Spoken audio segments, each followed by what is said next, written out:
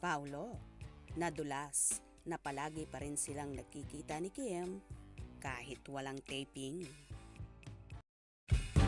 I'm overheated, can hardly sleep at night, doing crazy dreaming, you're the reason why, hiding by the baby.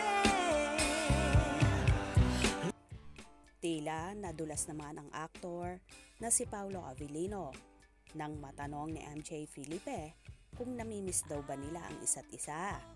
Na umami naman ang binata na oo, namimiss daw niya si Kim Chiu.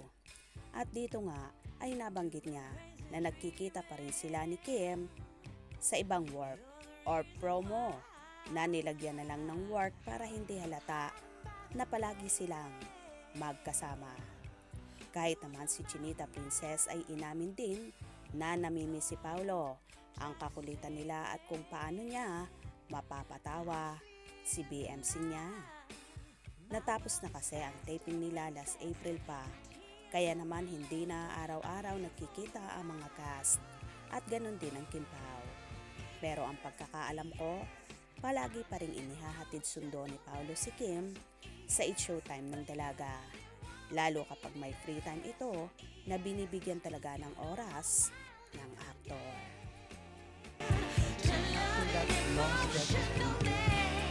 No naman. Joke pa lang. Kaya masyadong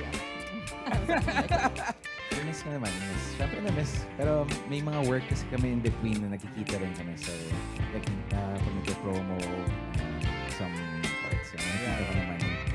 Parang in a week, parang once or twice tayo nakikita.